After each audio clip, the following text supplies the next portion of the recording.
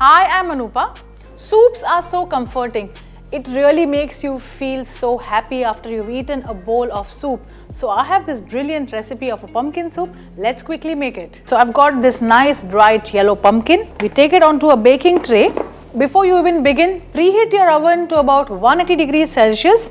So onions, all of it goes onto this baking tray. After onions, we need some garlic, some dried herbs. Finally, let's add some fresh herbs. So what I have here is fresh oregano and some rosemary. Let's sprinkle some salt over this. Let's add some black pepper.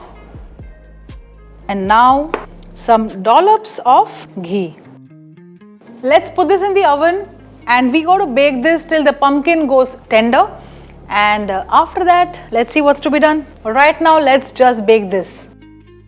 And now that the pumpkin is completely cooked, let's process the soup.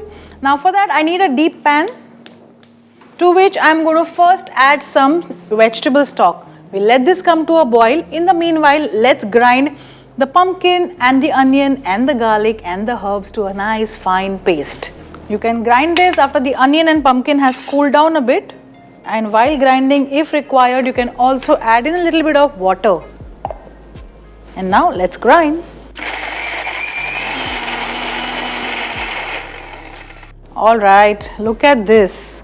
Let's add all of this to the boiling vegetable stock and we'll let this come to a boil. And the soup is almost done. Let's do a final round of seasoning. Just a little bit of salt. Mix and let's serve this.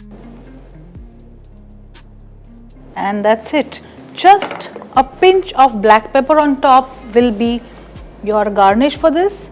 And I have some breadsticks for you. So here you go, our pumpkin soup is ready. Serve it piping hot with a nice slice of bread, or even breadsticks will do, but do give it a try because I'm sure you all are gonna love it.